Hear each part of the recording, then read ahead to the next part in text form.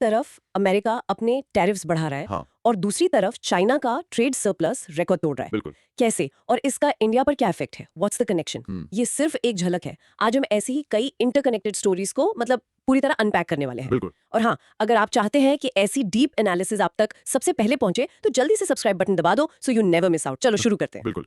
आज का हमारा सफर देखो जनवरी के 2 हफ्तों से गुजरेगा। हम शुरू करेंगे हिमाचल के एक सैटेलाइट टाउनशिप के प्रोटेस्ट से। ओके। फिर हम यूएस ईरान टेंशंस और उसमें इंडिया के स्टेक्स को समझेंगे। We'll also dive into the prevention of corruption act का जो स्प्लिट वर्डिक्ट है। अच्छा, वो कंट्रोवर्शियल वाला। हाँ वही। उसके बाद हम ट्रंप के टैरिफ्स, इंडिया की पहली BSL 4 lab, PACS silica grouping और कुर्ग के यूनिक लैंड लॉस को डिकोड करेंगे। वाओ, काफी पैक्ड एजेंडा है। रोड एक्सीडेंट्स, इंडिया के export challenges, basmati rice, POCSO act, tiger global case, list लंबी है दोस्त। बेसिकली हम जियोपॉलिटिक्स, इकोनॉमी, लॉ, साइंस और सोशल इश्यूज सब कवर करेंगे one by one. Ready for marathon session? Absolutely ready. Let's start with our first snippet from January 15th. चलो। Snippet title: Why Himachal's first satellite township has run into protests. और इसका broad micro theme है Urban planning and development conflicts. Correct. Okay, let's unpack this.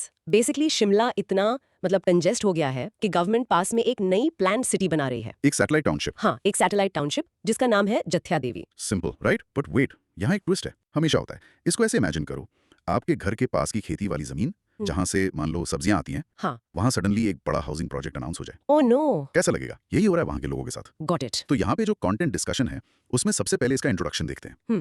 What's fascinating here is कि ये एक classic development versus displacement का case है। Mission तो बहुत अच्छा है, शिमला को डीकंजेस्ट करना, नोबल गोल है। हाँ बिल्कुल, पर एग्जीक्यूशन में मेजर हर्डल्स आ रहे हैं। और इसके कोर लॉजिक में क्या है? कौन सी एजेंसी रिस्पॉन्सिबल है? हाँ, तो जो एजेंसी रिस्पॉन्सिबल है वो है ह्यूमुडा, हीमुडा, यानी Himachal Pradesh housing and urban development authority. Okay, state level body. अब कोर इशू ये है कि बाजी ग्राम पंचायत के रेजिडेंट्स इस लैंड एक्विजिशन को अपोज कर रहे हैं। क्यों? उनकी जमीन है इसलिए। उनकी रोजी रोटी का सवाल है।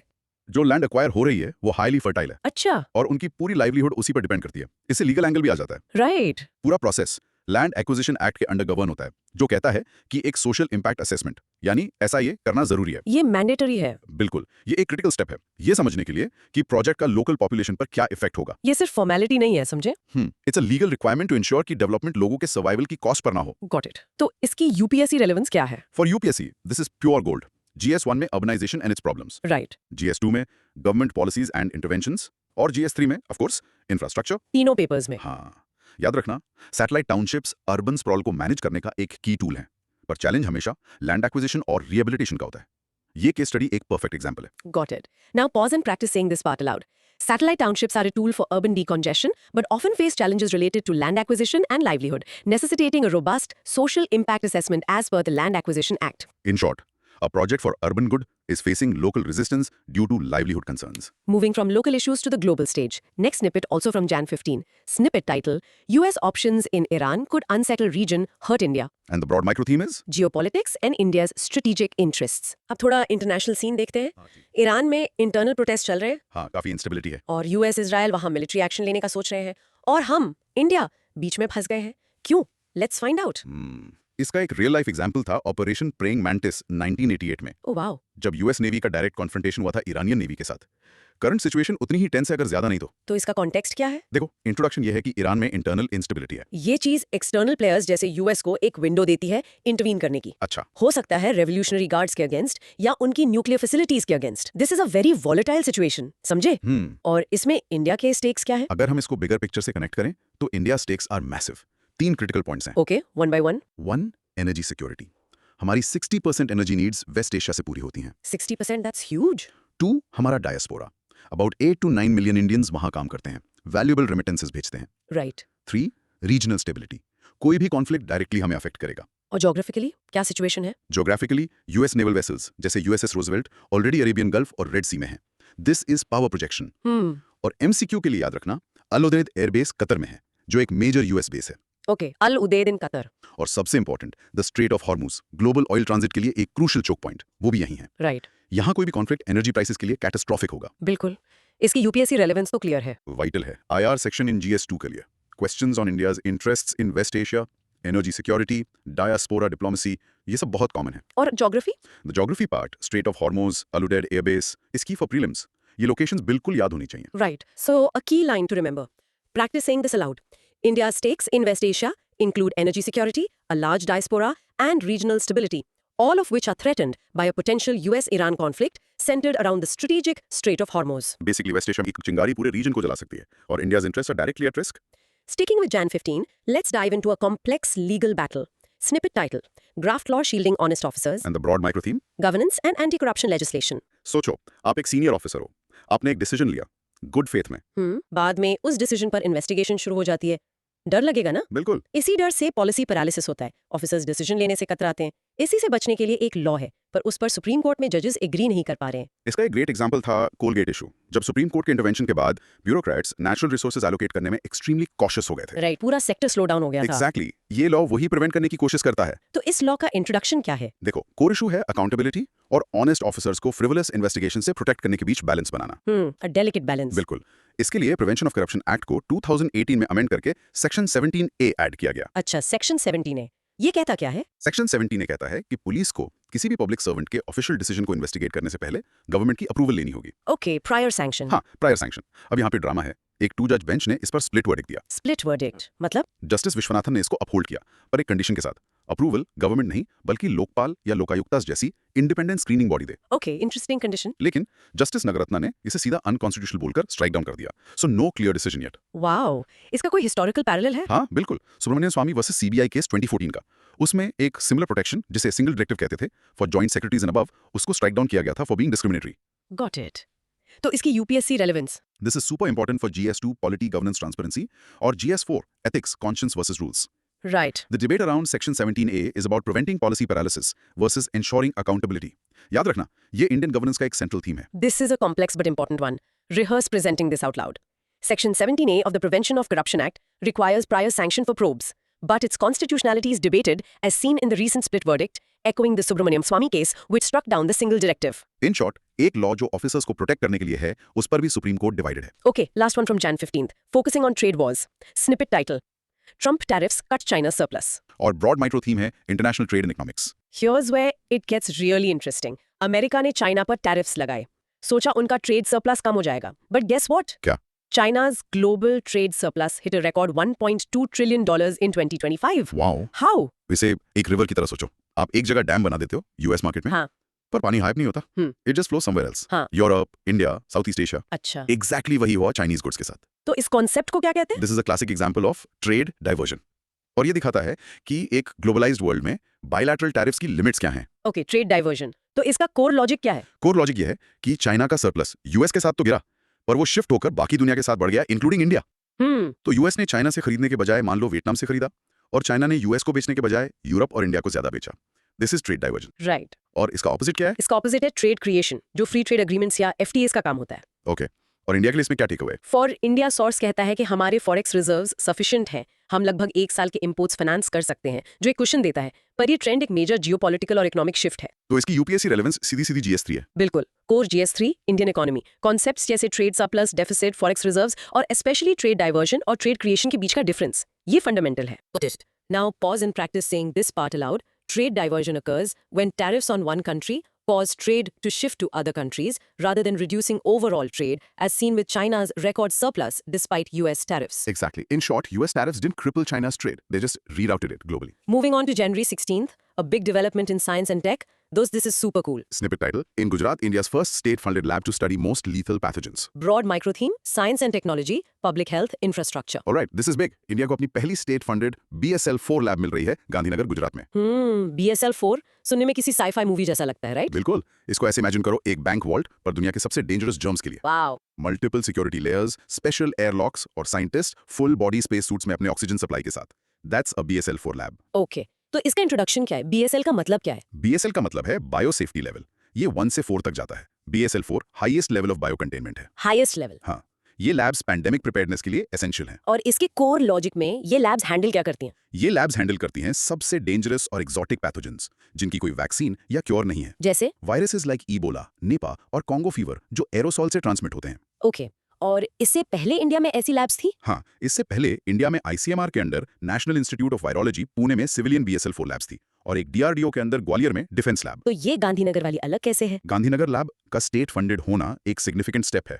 इससे हमारी पब्लिक हेल्थ इंफ्रास्ट्रक्चर डिसेंट्रलाइज होगी और स्टेट लेवल कैपेसिटी बिल्ड होगी फ्यूचर आउटब्रेक्स के लिए। ग्रेट। इसकी UPSC relevance. GS3 S&T health, अलग-अलग BSL लेवल्स एक पोटेंशियल प्रीलिम्स क्वेश्चन है। और ये मेंस आंसर्स में हेल्थ इंफ्रास्ट्रक्चर पर एक ग्रेट पॉइंट है। Super important. So practicing this. A BSL-4 lab is the highest level of biocontainment designed to handle deadly aerosol transmitted pathogens like Ebola and Nipah, and India's new state-funded lab in Gandhinagar enhances our pandemic preparedness. In short, India is strengthening its defense against future pandemics with a new high-security BSL-4 lab. Next, from science to geopolitics, also on Jan 16, snippet title, The Message in India's Late Entry to US-Led Groupings. Broad micro theme, international relations and technology diplomacy. Okay. Ever felt like you were invited to a party late? हाँ, That's kind of what's happening with India in some new exclusive US-led clubs. Let's find out why. जैसे ऐसे सोचो, school के cool kids ने AI जैसे एक नए difficult subject के लिए एक स्टडी ग्रुप बनाया। Okay. और शुरू में उन्होंने आपको इनवाइट नहीं किया, पर फिर उन्हें रियलाइज हुआ कि आप एक्चुअली सब्जेक्ट में बहुत अच्छे हो, तो उन्होंने आपको बाद में ज्वाइन करने को कहा। इंडिया वो स्मार्ट किड है। Exactly, India is that smart kid. तो इन ग्रुप्स का इंट्रोडक्शन क्या है? ये पैक्स सिलिका क्या है? What's fascinating here is the term Pax Silica. ये कोई ऑफिशियल ग्रुप नहीं है, पर एक टर्म है US-led इनिशिएटिव के लिए जो चाइना के डोमिनेंस को सेमीकंडक्टर्स और AI मटेरियल्स में काउंटर करना चाहता है। अच्छा, और इसके मेंबर्स कौन है? मेंबर्स हैं US, Japan, south Korea, Netherlands, UK, Israel, UAE और ऑस्ट्रेलिया। इंडिया को बिलेटेडली इंडक्ट किया गया। और ये मिनरल सिक्योरिटी पार्टनरशिप जैसा है। बिल्कुल, ये हमारी delayed entry in the mineral security partnership या MSP जैसा ही है। MSP का एम है क्रिटिकल मिनरल्स जैसे लिथियम और कोबाल्ट की सप्लाई चेन सिक्योर करना। तो दोनों का गोल सेम है? हाँ, गोल क्लियर है। क्रिटिकल और इमर्जिंग टेक्नोलॉजीज के लिए रेजिलिएंट और सिक्योर सप्लाई चेन्स बनाना, चाइना को बाहर रखते हुए। ये डी रिस्किंग स्ट्रेटेजी का पार्ट है। और इंडिया की लेट एंट्री क्या सजेस्ट करती है? ये कुछ इनिशियल हेजिटेशन या नेगोशिएशन सजेस्ट करती है, पर हमारा इवेंचुअल इंक्लूजन हमारी बढ़ती स्ट्रेटेजिक इंपॉर्टेंस का साइन है। परफेक्ट। इसकी UPSC relevance? GS2 IR groupings, PACS silica के मेंबर्स और MSP का पर्पस प्रीलिम्स के लिए इंपॉर्टेंट है। और मेंस? फॉर मींस ये इंडिया के मल्टी अलाइनमेंट और new global supply chain arrangements में उसके रोल का एक एग्जांपल है। Okay, let's practice the key term. Pause and practice saying this. Pax Silica is a US-led strategic grouping to secure semiconductor supply chains against Chinese dominance, and India's recent inclusion highlights its growing geopolitical significance. In short, India is joining key tech and mineral alliances, but our late entry hints at the complex negotiations behind the scenes. Now for a very specific piece of legislation from Karnataka. This one is super interesting, dost. Snippet title. Behind change in Karnataka law, Coorg's unique land. और इसका broad micro theme है Indian polity and land governance. This is about a unique land tenure system in Kodagu or Coorg called Jamma Bane lands. इसकी history military service से जुड़ी है, पर एक problem है जिसे एक नया लॉ फिक्स करने की कोशिश कर रहा है। इसको ऐसे इमेजिन करो, आपके ग्रेट ग्रेट ग्रैंडफादर के प्रॉपर्टी पेपर पर अभी भी उनका नाम है। ओके। और आप उस जमीन पर ना बैंक लोन मिल सकते हो, ना उसे बेच सकते हो, क्योंकि टेक्निकली पेपर पर आप ओनर नहीं हो। ओह, दैट्स अ ह्यूज प्रॉब्लम। यही प्रॉब्लम कूर्ग में हजारों फैमिलीज फेस कर रही थी। तो इस सिस्टम का इंट्रोडक्शन क्या है? हिस्ट्री है कि कूर्ग के राजाओं ने और बाद में ब्रिटिशर्स ने 1600 से 1800 के बीच मिलिट्री सर्विस के लिए ये जमीनें दी थी हेरिडिटरी राइट्स के साथ। अच्छा, लॉयल्टी का रिवॉर्ड था। बिल्कुल। अब कोर लॉजिक पे आते हैं। इशू यह है कि लैंड रिकॉर्ड्स में आज भी अक्सर ओरिजिनल गारंटी या पट्टेदार का नाम है। इससे करंट ओनर्स जो उनके डिसेंडेंट्स हैं के लिए जमीन बेचना या लोन लेना इनक्रेडिबली डिफिकल्ट है। Administrative bottleneck. एग्जैक्टली। अब कर्नाटका लैंड रेवेन्यू एक्ट को अमेंड किया गया ताकि रिकॉर्ड्स को करंट ओनर्स के नाम से फाइनली अपडेट किया जा सके। ग्रेट, ये तो ईज ऑफ लिविंग का अच्छा एग्जांपल है। बिल्कुल, और इसकी यूपीएससी रेलेवेंस भी अच्छी है। क्या है? GS2 state level governance administrative reforms, और प्रीलिम्स में पूछ सकते हैं the jamma tenure system is related to which region? Answer? Kodagu और Coorg. Correct. It's a perfect specific example for questions on land governance. Cool, na? Let's rehearse that. Jamma Bane lands are a unique historical land tenure system in Kodagu, Karnataka, linked to military service, and a recent legal amendment aims to resolve long-standing record-keeping issues. In short, a legal amendment is fixing a centuries-old land record problem in Coorg. Next from Jan 16, a sobering look at our roads. Snippet title, Most road accidents occur in known zones. Or the broad micro-theme is social issues and infrastructure. And this is a tough one. Ministry of Road Transport and Highways, यानी MORTH, की एक report में shocking findings हैं road accidents के बारे में। और ये सिर्फ रेकलेस ड्राइविंग के बारे में नहीं है। बिल्कुल, एक हाईवे पर एक शार्प ब्लाइंड टर्न सोचो जहां कोई वार्निंग साइन नहीं है। राइट। या एक ऐसी जगह जहां बारिश में पानी इकट्ठा हो जाता है और रोड स्लिपरी हो जाती है। रिपोर्ट कहती है कि ये ब्लैक स्पॉट्स जो पुअर डिजाइन की वजह से हैं, वो असली किलर्स हैं। तो इंट्रोडक्शन ये है कि हम अक्सर ड्राइवर को ब्लेम करते हैं। हाँ। पर सिस्टम भी उतना ही अगर ज्यादा नहीं रिस्पॉन्सिबल है। और इसके कोर लॉजिक में क्या डेटा है? रिपोर्ट ने टॉप 100 डिस्ट्रिक्ट्स फॉर फेटालिटीज को एनालाइज किया और पाया कि 59% फेटल एक्सीडेंट्स में विक्टिम की तरफ से कोई ट्रैफिक वायलेशन नहीं था। 59%? Yes. This points directly to poor road engineering जैसे bad road design, lack of signage या blind spots. टॉप डिस्ट्रिक्ट्स कौन से हैं? नाशिक रूरल, पुणे रूरल और पटना। और ग्लोबली इंडिया कहाँ है? Globally, India ranks number 1 in road deaths, which is a tragic distinction. Oh man. ये स्टॉकहोम डिक्लेरेशन से कनेक्ट होता है, जिसका टारगेट है 2030 तक रोड डेथ्स में 30% reduction. इसका UPSC relevance? Relevant for GS1 social issues और GS3 infrastructure. फोकस अब सिर्फ ड्राइवर एरर से सिस्टमिक इश्यूज जैसे रोड डिजाइन पर शिफ्ट हो रहा है. इस डेटा से आंसर्स बहुत इंपैक्टफुल बन सकते हैं. A very critical point. Practice saying this aloud. A majority of road fatalities in India are linked to poor road engineering and not just traffic violations, as per the MORTS report, highlighting the need for systemic infrastructure improvements. In short, to save lives on Indian roads, we need to fix the roads themselves, not just penalize drivers. Okay, moving to January 17th, back to the economy. Snippet title, India must widen and deepen its export pool. Broad micro theme, Indian economy. So we talked about Trump's tariffs on China. अब ये India को कैसे effect कर रहे हैं? Data दिखाता है कि हमारे एक्सपोर्ट्स टू द यूएस गिर गए हैं और ये एक बड़ी प्रॉब्लम क्रिएट कर रहा है. इसे ऐसे सोचो, आपकी फैमिली की इनकम सिर्फ एक पर्सन की जॉब से आती है. ओके, अगर वो पर्सन जॉब खो दे तो पूरी फैमिली मुश्किल में. राइट, इसलिए फाइनेंशियल एडवाइजर्स कहते हैं इनकम सोर्सेज डाइवर्सिफाई करो. Right. Same applies to a country's exports. Exactly. तो डेटा क्या कहता है? इंट्रोडक्शन ये है कि दिसंबर 2025 के डेटा में हमारा ट्रेड डेफिसिट $25 बिलियन तक बढ़ गया है. ट्रेड डेफिसिट यानी imports greater than exports. Correct. जब आपके एक्सपोर्ट्स गिरते हैं तो आप कम डॉलर्स अर्न करते हो. इससे रुपी पर प्रेशर पड़ता है. बिल्कुल. इससे रूपी डिप्रिशिएट होता है, जिससे हमारे इंपोर्ट्स स्पेशली ऑयल और महंगे हो जाते हैं. तो सोल्यूशन क्या है? सोर्स कहता है कि हमारे टॉप एक्सपोर्ट डेस्टिनेशंस में शिफ्ट हुआ है. यूएस जो यूजुअली टॉप पर रहता है उसमें डिप है. ओके, ये हाईलाइट करता है कि इंडिया को अपने एक्सपोर्ट मार्केट्स वाइडन और प्रोडक्ट्स डीपन को डाइवर्सिफाई करने की जरूरत है, ताकि हम एक कंट्री या एक प्रोडक्ट कैटेगरी पर ओवर रिलायंट ना रहें. Got it. इसकी यूपीएससी रेलेवेंस तो सीधी है. Core GS3 economy, questions on trade deficit, currency depreciation और एक्सपोर्ट डाइवर्सिफिकेशन बहुत कॉमन है. Got it. Let's rehearse the connection. Falling exports to the US due to tariffs widen India's trade deficit and put depreciation pressure on the rupee, highlighting the need to widen and deepen our export pool. In short, US tariffs are a wake-up call for India to diversify its export strategy. Staying with geopolitics, on Jan 17, snippet title, More Show Than Substance. And the broad micro theme is geopolitics. We discussed the protests in Iran earlier. अब US response को देखते हैं.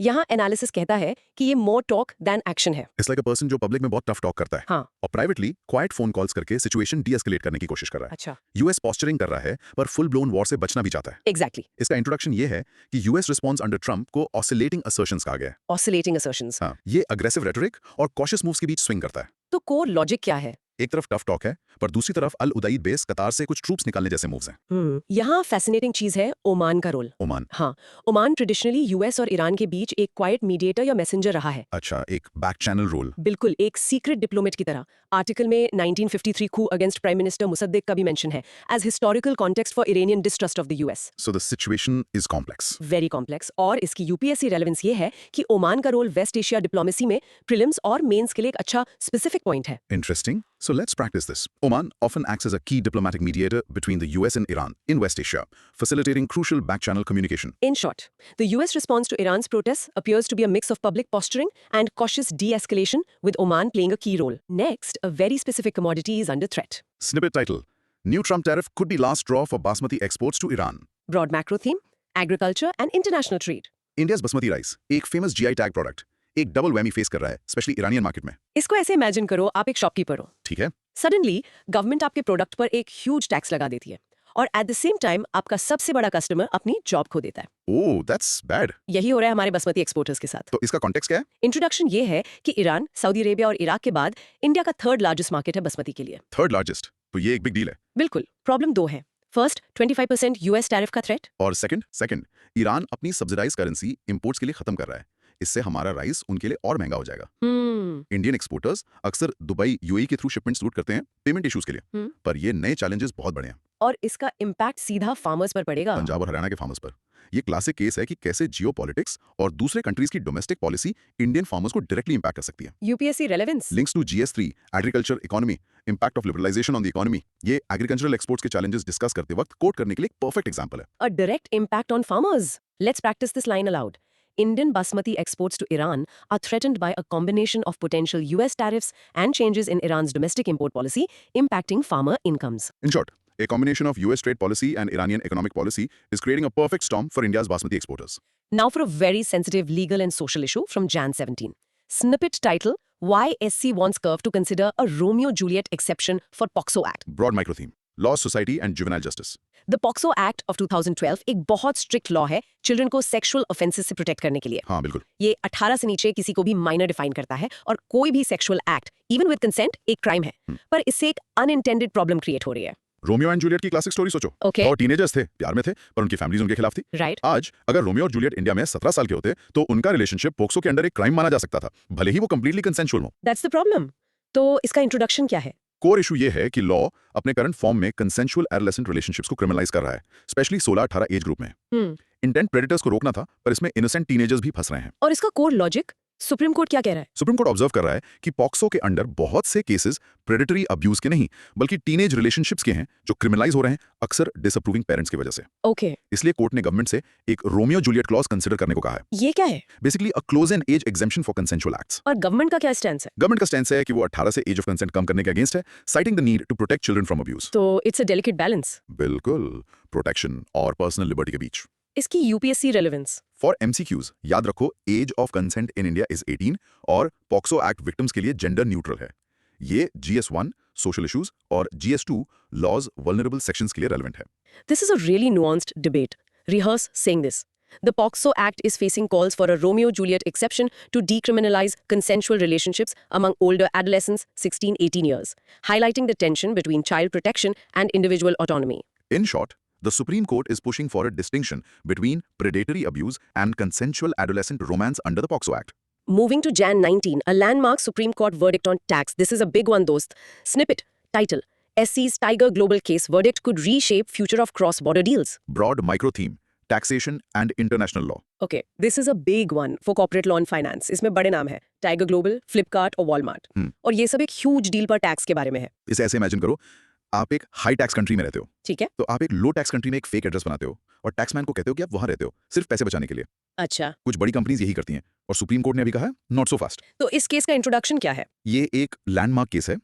Deal थी कि Mauritius based fund tiger global ने फ्लिपकार्ट में अपना stake Walmart को बेचा, एक मैसिव प्रॉफिट हुआ। ओके, और कोर लॉजिक, टाइगर ग्लोबल ने क्लेम किया कि उसे इंडिया में कैपिटल गेन्स टैक्स नहीं देना पड़ेगा, DTAA यानी double taxation avoidance agreement between India and Mauritius की वजह से। राइट? पर सुप्रीम कोर्ट ने यह बेनिफिट डिनाई कर दिया। क्यों? रीजन था ट्रीटी शॉपिंग या टैक्स अवॉइडेंस। कोर्ट ने पाया कि मॉरिशस एंटिटी सिर्फ एक शेल कंपनी थी, एक कॉन्डुइट, और रियल डिसीजंस कहीं और से हो रहे थे। अच्छा, कोर्ट ने कहा कि सिर्फ मॉरिशस से टैक्स रेजिडेंसी सर्टिफिकेट TRC होना काफी नहीं है अगर कंपनी में सब्सटेंस नहीं है। ओके, इस वर्डिक्ट ने ग्रैंडफादरिंग क्लॉज को भी स्क्रूटनाइज किया for investments made before April 1, 2017। Wow, that's a stringent ruling. बिल्कुल, इसकी यूपीएससी रेलेवेंस ये है कि ये फॉरेन इन्वेस्टमेंट की स्ट्रक्चरिंग को अफेक्ट करेगा। GS3 इकोनॉमी टैक्सेशन के लिए रेलेवेंट है। This is complex. Let's practice the key term. The Supreme Court denied DTA benefits in the Tiger Global case, citing treaty shopping and a lack of substance in the Mauritius-based entity, thereby strengthening the anti-tax avoidance framework. In short, the Supreme Court has cracked down on using tax havens to avoid paying taxes on investment in India. Sticking with Jan 19, let's talk about an agricultural achievement with a catch. Snippet title. India's record rice output comes with challenges. Broad micro theme, agriculture and environmental sustainability. Great news first. India ने 2024-25 में China को सरपास करके दुनिया का largest rice producer बन गया। Wow, global production का about 28%। Cool ना? हाँ। पर इसका एक फ्लिप साइड है। it's like आप एक रेस जीत गए, पर रियलाइज हुआ कि इस प्रोसेस में आपने खुद को बैडली इंजर कर लिया है। हमने प्रोडक्शन रेस जीती, पर हमारा ground water levels critical condition में है। तो इंट्रोडक्शन ये है कि सक्सेस स्टोरी की एक सीरियस एनवायरमेंटल कॉस्ट है। Yes, this is a classic case of the paradox of plenty. Core problem क्या है? मेन प्रॉब्लम है राइस कल्टीवेशन का high water footprint. 1 kg rice produce करने में 1 से 3 टन पानी लगता है। That's a lot. इससे सीवियर ग्राउंड वाटर डिप्लीशन हो रही है, स्पेशली पंजाब जैसे स्टेट्स में। और इसके अलावा हमारे FCI स्टॉक्स 63 मिलियन टन्स पर है, जो 7.6 मिलियन टन्स के बफर नॉर्म से कहीं ज्यादा है। तो हमारे पास जरूरत से ज्यादा राइस है। एग्जैक्टली, इसीलिए government crop diversification schemes push कर रही है, फार्मर्स को इंसेंटिव्स दे रही है वाटर गजलिंग पैडी से पल्सेस और ऑयल सीड्स जैसे क्रॉप्स पर शिफ्ट करने के लिए। इसकी UPSC relevance? Critical issue for GS3 agriculture, environment, food security.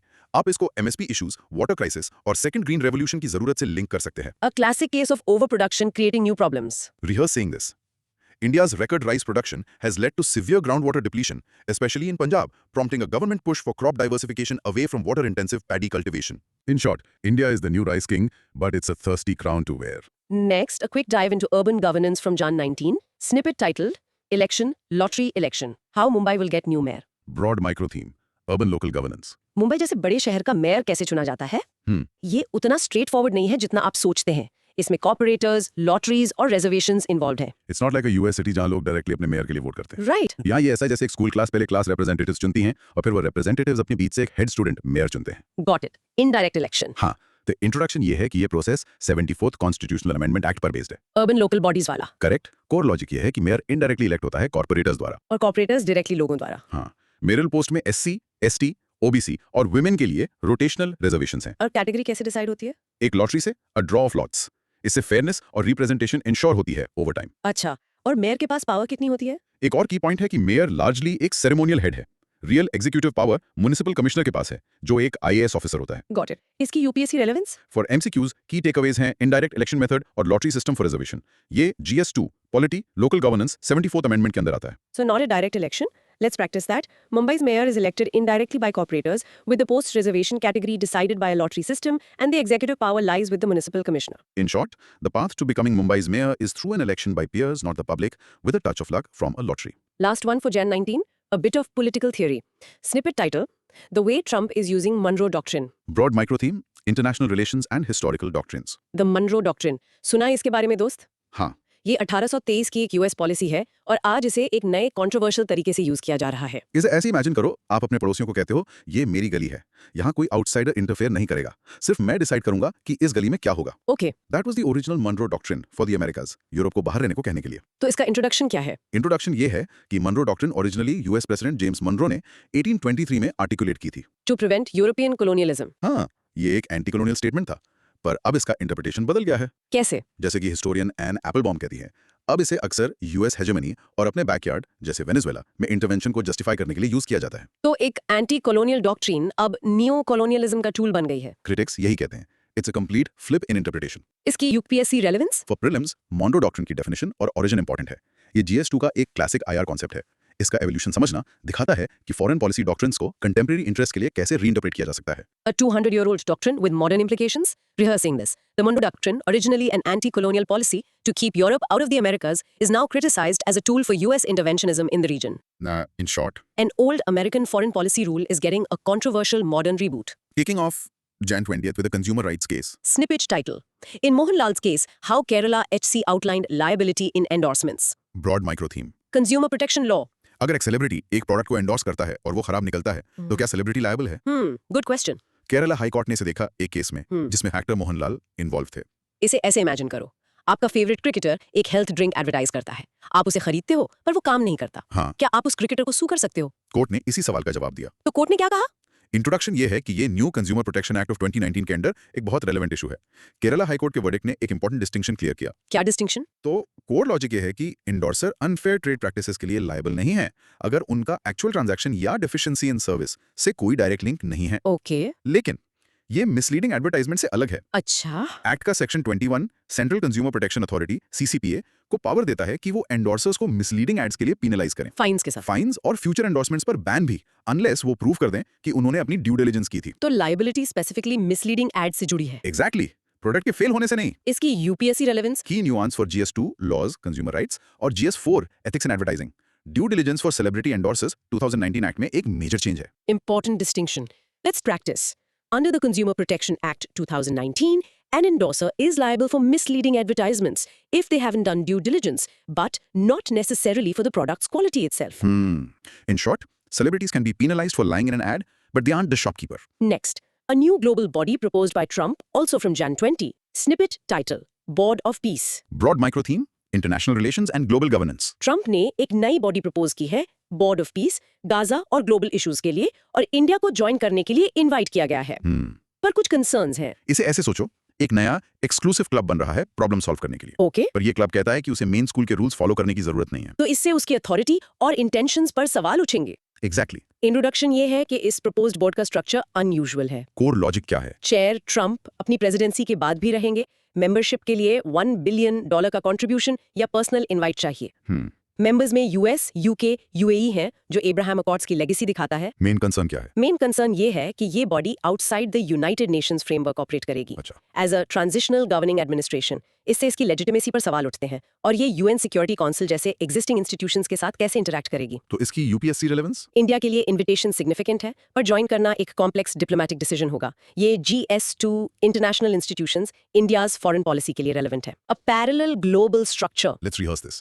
The proposed Board of Peace is a non-UN body that raises concerns about bypassing established international governance structures like the United Nations. In short, a new exclusive peace club is being proposed, and it's making the UN nervous. Now for a major geopolitical bombshell from Jan 20. Dost, this is wild. Snippet title: What US annexation of Greenland could mean for NATO. Broad micro theme. geopolitics, international law, and strategic resources. This sounds crazy. US Greenland को annex करने का consider कर रहा है। What? How is that even possible? And what does it mean for NATO? इसे ऐसे imagine करो, दो भाई हैं जो एक फैमिली सिक्योरिटी पैक्ट का हिस्सा है। ठीक है। पैक्ट कहता है हम हमेशा एक दूसरे को डिफेंड करेंगे। अब एक भाई दूसरे से उसकी वैल्यूएबल प्रॉपर्टी जबरदस्ती लेने की कोशिश करता है। पूरा पैक्ट केओस में चला जाएगा। एग्जैक्टली वही यूएस, डेनमार्क और नेटो के साथ हो रहा है। तो इसका इंट्रोडक्शन क्या है? ये एक शॉकिंग डेवलपमेंट है। जियोग्राफिकली ग्रीनलैंड डेनमार्क की एक ऑटोनोमस टेरिटरी है और स्ट्रेटेजिकली वाइटल आर्कटिक रीजन में है। राइट। और कोर लॉजिक, ये रेयर अर्थ मिनरल्स में रिच है और रशिया और चाइना के अगेंस्ट मिलिट्री प्रेजेंस के लिए क्रूशल है। इससे नेटो के लिए एक ह्यूज डायलेमा क्रिएट होता है। यूएस और डेनमार्क दोनों नेटो मेंबर्स हैं। राइट। एक मेंबर का दूसरे के अगेंस्ट अग्रेसिव एक्ट अलायंस की फाउंडेशन को चैलेंज कर सकता है, specially article 5। Collective defence clause. हाँ, an attack on one is an attack on all. US का ग्रीनलैंड में 1951 से अ डिफेंस ट्रीटी और थूले एयरबेस जैसे बेसिस हैं, पर एनेक्सेशन एक अलग ही लेवल की एग्रेशन है। इसकी यूपीएससी रेलेवेंस तो ह्यूज है। GS2 blockbuster topic. For prelims, Greenland का पॉलिटिकल स्टेटस और नाटो के आर्टिकल 5 के बेसिक्स क्रूशल हैं। An attack on one is an attack on all, unless the attacker is also one of all. Wow. Practicing this.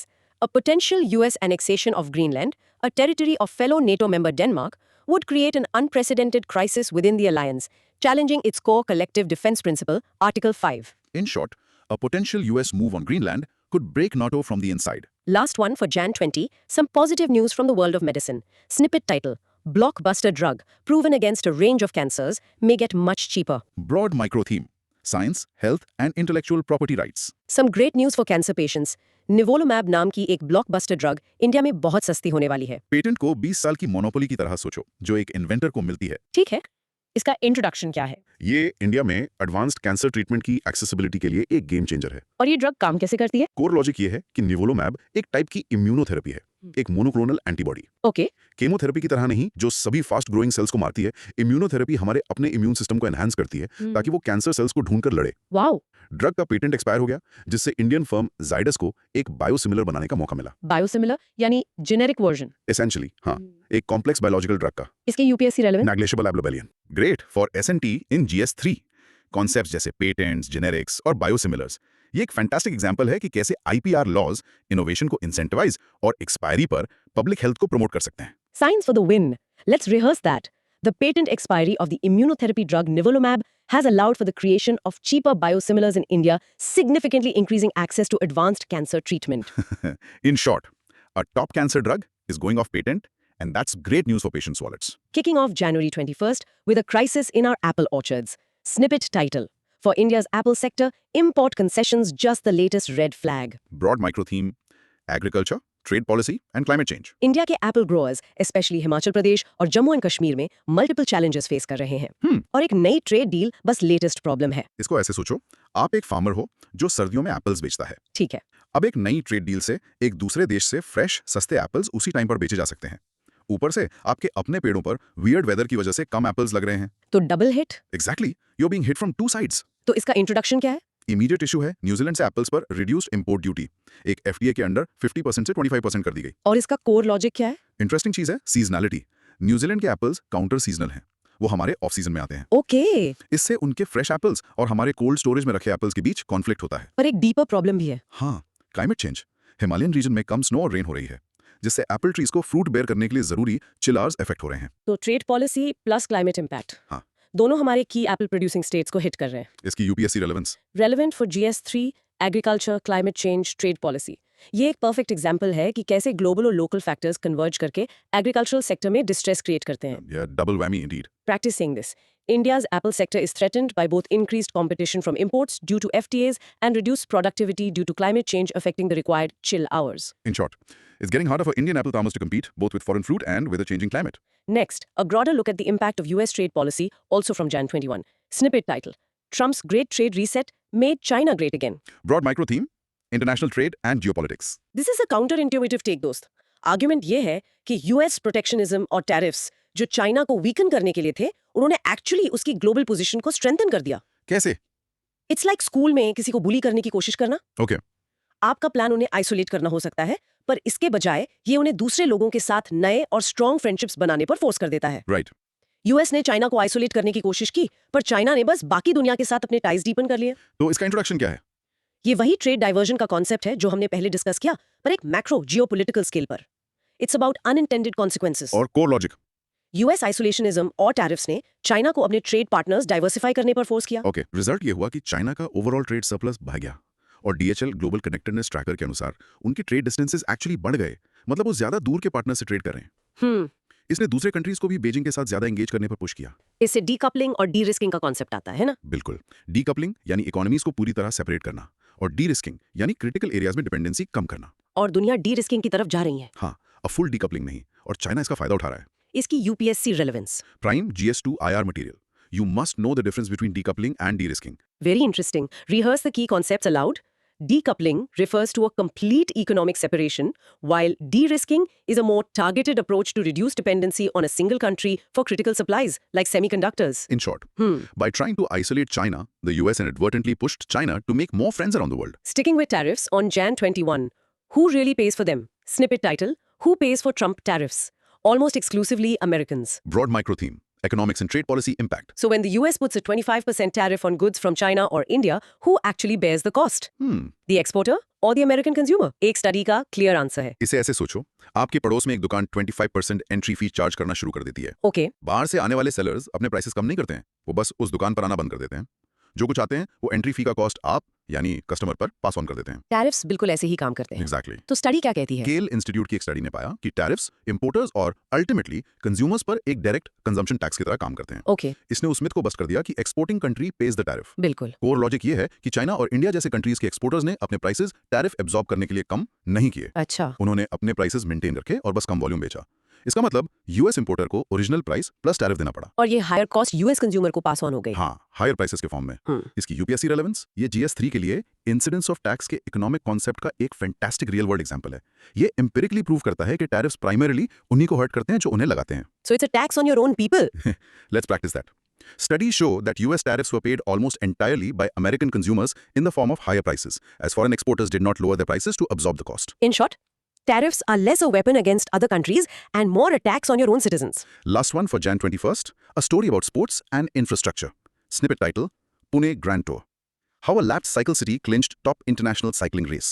Broad micro theme: Sports, urban development and infrastructure. Pune, जिसे कभी cycle city कहते थे, एक major international cycling race host कर रहा है। Wow. The Bajaj Pune Grand Tour 2026.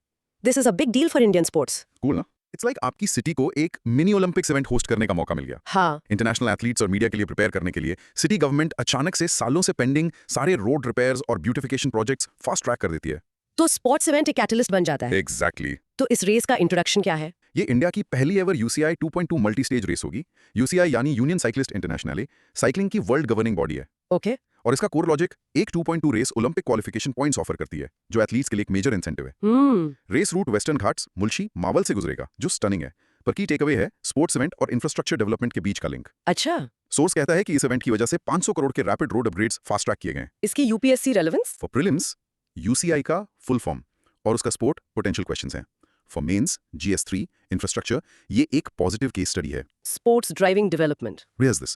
Hosting the UCI 2.2 Pune Grand Tour has acted as a catalyst for significant road infrastructure upgrades in the region, showcasing the linkage between sports events and development. In short? A bicycle race is paving the way for better roads around Pune. All right, let's move to January 22nd, starting with a view from a global forum. Snippet title: At Davos, leaders of Canada, EU echo each other. Old order is over. Broad micro theme: global governance and international relations. हर साल global leaders world economic forum या WEF में मिलते हैं Davos, Switzerland में। और इस साल का मूड लगता है कि दुनिया फंडामेंटली बदल चुकी है। इसे ऐसे सोचो, वर्ल्ड ऑर्डर एक स्कूल की तरह था जिसका एक बहुत पावरफुल प्रिंसिपल द US और कुछ क्लियर रूल्स थे। राइट। अब वो प्रिंसिपल कम इंटरेस्टेड है और मल्टीपल स्ट्रॉन्ग स्टूडेंट ग्रुप्स अपने रूल्स बना रहे हैं। पुराना सिस्टम खत्म। That's the mode eight Davos. Yes. तो इसका इंट्रोडक्शन क्या है? की थीम जो दावोस से निकल कर आ रहा है वो है post world war 2 liberal order का एंड। हम एक ज्यादा ट्रांजैक्शनल मल्टीपोलर वर्ल्ड में जा रहे हैं। और इसमें इंडिया का क्या रोल है? कोर लॉजिक ये है कि EU और कनाडा के लीडर्स ने शिफ्ट पर एम्फसाइज किया। इस नए ऑर्डर में इंडिया को अक्सर उनके लिए की पार्टनर के रूप में मेंशन किया जा रहा है, चाइना से डाइवर्सिफाई करने की स्ट्रैटेजी के पार्ट के रूप में। बिल्कुल, ये एक स्ट्रैटेजिक कैलकुलेशन है। इंटरेस्टिंगली ग्रीनलैंड इशू भी उठा, अच्छा, जिसमें EU और कनाडा ने US प्रेशर के अगेंस्ट डेनमार्क को सपोर्ट किया। ये नए अलाइनमेंट्स दिखाता है। इसकी यूपीएससी रेलेवेंस? फॉर MCQs याद रखो, डावोस स्विट्जरलैंड में है और WEF इंपॉर्टेंट रिपोर्ट्स जैसे global gender gap report release करता है। ये GS2 IR मटेरियल है जो मल्टीपोलैरिटी की तरफ ग्लोबल शिफ्ट कंफर्म करता है। A new world order in the making. Let's practice. The consensus at 2026 is that the post-WW2 liberal order has ended, giving way to a more transactional, multipolar world where India is seen as a key strategic partner. In short, the old rules of global politics are gone, and everyone is looking for new partners, with India high on the list. Next, some good news on the economic front from Jan 22. Snippet title: Goldilocks situation has kept food inflation at bay. Broad micro theme: Indian economy and agriculture. आपने Goldilocks economy के बारे में सुना है दोस्त? It's not too hot, not too cold, but just right. बिल्कुल। और लगता है इंडिया के फूड सेक्टर ने 2025 में यही एक्सपीरियंस किया। जैसे गोल्डीलॉक्स स्टोरी में पोरिज जस्ट राइट था। एक इकोनॉमी भी एक स्वीट स्पॉट हिट कर सकती है। अच्छी ग्रोथ, इतनी हॉट नहीं कि हाई इन्फ्लेशन हो, और लो इन्फ्लेशन, इतनी कोल्ड नहीं कि रिसेशन हो। परफेक्ट। तो इसका इंट्रोडक्शन क्या है? गोल्डीलॉक्स इकोनॉमी में ऑप्टिमल ग्रोथ होती है बिना हाई इन्फ्लेशन के। ये किसी भी सेंट्रल बैंकर के लिए आइडियल सिनेरियो है। और इंडिया में ये कैसे हुआ? कोर लॉजिक ये है कि 2025 में इंडिया में अच्छा मॉनसून और मॉडरेट टेम्परेचर्स थे, जिससे एक बम्पर हार्वेस्ट हुई। अच्छा। डेटा दिखाता है कि वीट और मस्टर्ड जैसे राबी क्रॉप्स की रिकॉर्ड सोइंग हुई। इससे सप्लाई बढ़ गई। हाँ। और इस अबंडेंस से फूड इन्फ्लेशन एक्चुअली नेगेटिव हो गई at -2.7% in the second half of 2025। Wow. इसका लानीनिया से कोई कनेक्शन है? हाँ, ये लानीनिया फिनोमिनन से लिंक था, जो इंडिया में कोल्डर विंटर्स और अच्छे मॉनसून से एसोसिएटेड है। ये कंडीशंस राबी वीट क्रॉप के लिए बहुत फेवरेबल है। इसकी UPSC relevance? For prelims, wheat cultivation के लिए कंडीशंस और लानीनिया का इंडियन मॉनसून पर इम्पैक्ट इंपॉर्टेंट कॉन्सेप्ट्स हैं। ये GS3 इकोनॉमी और GS1 ज्योग्राफी है। Good weather, good harvest, low prices. Perfect. Let's rehearse this. A Goldilocks scenario of good monsoons and moderate temperatures linked to La Nina led to a bumper Rabi harvest and negative food inflation in India in 2025. In short, perfect weather gave India's economy a just right moment, at least for food prices. Next day, High Court ruling on human rights from Jan 22. Snippet title: Why HC ordered release of trafficking victim from protective home. Broad micro theme: law, human rights and social justice. ये case एक बहुत sensitive issue से deal करता है। क्या? एक adult victim of trafficking को protective home में उनकी मर्जी के खिलाफ रहने पर फोर्स किया जा सकता है। बॉम्बे हाईकोर्ट ने क्लियर वर्डिक्ट दिया। इसे ऐसे सोचो, कोई आपको एक डेंजरस सिचुएशन से बचाता है, पर फिर आपको आपकी सेफ्टी के लिए कमरे में बंद कर देता है, जबकि आप जाना चाहते हो। राइट। कोर्ट ने कहा कि प्रोटेक्शन एक प्रिजन नहीं बन सकता। तो इसका इंट्रोडक्शन क्या है? वर्डिक्ट फंडामेंटल राइट्स पर बेस्ड है।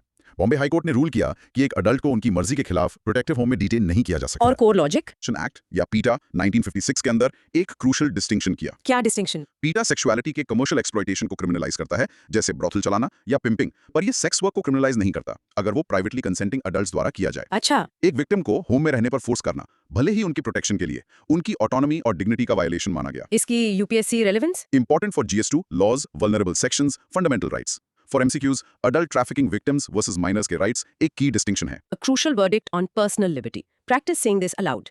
The Bombay HC ruled that an adult trafficking victim cannot be held in a protective home against their will, upholding their Article 21 right to personal liberty and autonomy. In short, the court affirmed that protection cannot turn into imprisonment for adult victims of trafficking. Last one for Jan 22, an issue from the India-Pakistan border. Snippet title: Why Punjab farmers want security fence moved closer to border. Broad micro theme: national security and livelihood issues. India Pakistan border Punjab में एक security fence है, हाँ। पर उसकी location Indian farmers के लिए एक huge problem create कर रही है। इसे ऐसे इमेजिन करो, आपके घर की बाउंड्री वॉल आपकी प्रॉपर्टी लाइन से 10 फीट अंदर बनी है। ओके। अब उस 10 फुट स्ट्रिप को एक्सेस करने के लिए आपको हर रोज एक सिक्योरिटी गार्ड से परमिशन लेनी पड़ती है। कि पंजाब में 532 किलोमीटर बॉर्डर पर जो फेंस है वो जीरो लाइन पर नहीं है, वो इंडियन टेरिटरी के अंदर बनी है, कभी-कभी 2 किलोमीटर तक अंदर। तो इससे क्या होता है? इसका मतलब है कि लगभग 21,500 एकर्स इंडियन फार्मलैंड फेंस और एक्चुअल इंटरनेशनल बॉर्डर के बीच में है। Oh wow. इस जमीन के फार्मर्स के लिए एक्सेस सिवियरली रिस्ट्रिक्टेड है, उन्हें BSF चेक से गुजरना पड़ता है, स्पेसिफिक गेट्स और स्पेसिफिक टाइम्स पर। तो वो चाहते हैं कि फेंस शिफ्ट हो। हाँ, वो डिमांड कर रहे हैं कि फेंस को IB के करीब शिफ्ट किया जाए ताकि उनकी जमीन नॉर्मल कल्टीवेशन के लिए फ्री हो जाए। पर सिक्योरिटी फोर्सेस के लिए चैलेंज है। हाँ, करंट गैप ड्रोन इंट्रूजन्स और स्मगलिंग जैसे थ्रेट्स को काउंटर करना मुश्किल बनाता है। इसकी UPSC relevance? Classic conflict between security imperatives and the livelihood of border populations. Relevant for GS3, internal security, border management. Security versus livelihood. Let's rehearse this. In Punjab, farmers are demanding the border fence be shifted closer to the international border as its current location inside Indian territory restricts access to thousands of acres of their farmland. In short, for farmers on the Punjab border, their own country's security fence has become a barrier to their livelihood. Let's start Jan 23 with a fun one from the animal kingdom. Snippet title: Meet Veronica, first cow known to use a tool. Broad micro theme: science and animal behavior. हम जानते हैं कि apes, crows और elephants smart tool users हैं, पर एक cow? Meet Veronica from Austria, जो stereotypes तोड़ रही है। हम cows को बस शांति से ग्रेज करते हुए सोचते हैं, राइट? हाँ, पर एक काव को क्लेवरली अपने मुंह से एक स्टिक उठाकर अपनी पीठ खुजाते हुए इमेजिन करो। That's Veronica. वाओ। इसका इंट्रोडक्शन क्या है? ये करंट बायोलॉजी जर्नल में पब्लिश हुई एक फैसिनेटिंग फाइंडिंग है। इस ऑस्ट्रियन काव वेरोनिका ने एनिमल इंटेलिजेंस के बारे में हमारे अजम्पशंस को चैलेंज किया है। और इसका कोर लॉजिक? इसे एक लैच और ब्रश को मल्टीपर्पज टूल की तरह यूज करते हुए ऑब्जर्व किया गया। ये सिग्निफिकेंट क्यों है? क्योंकि टूल यूज को एडवांस्ड कॉग्निशन और प्रॉब्लम सॉल्विंग का साइन माना जाता है। ये अंगुलेट्स यानी हूफ्ड मैमल्स में रेयरली ऑब्जर्व किया जाता है। इसकी यूपीएससी रेलेवेंस? कोर टॉपिक तो नहीं है, पर प्रीलिम्स में एसएनटी अवेयरनेस के लिए एक अच्छा टिडबिट है। एक फन एमसीक्यू के लिए वो टूल यूजिंग एनिमल्स के एग्जांपल्स दे सकते हैं। So cool, na? Let's practice. A cow named Veronica has been observed using a tool, a rare behavior for ungulates, challenging previous notions about animal cognition and problem-solving abilities. In short, it's official. Cows can be clever too. Back to geopolitics on Jan 23. More on the Greenland saga. Snippet title: A head scratcher. Trump Greenland Gambit is a signature playbook. Broad micro theme: international relations and diplomatic strategy. So the whole Greenland thing seems crazy, पर ये article argue करता है कि ये एक deliberate strategy का part है, एक signature Trump playbook. It's like a negotiation tactic, जहां आप एक outrageous demand से शुरू करते हो. जैसे Sell me your house for ₹1. दूसरा person shocked, फिर आप कहते हो okay, let's be reasonable. How about we just agree that I can use your parking spot? आपका गोल घर था ही नहीं, बस पार्किंग स्पॉट था। Exactly. तो ये strategy क्या है? स्ट्रैटेजी है थ्रेटन, एस्केलेट, देन नेगोशिएट।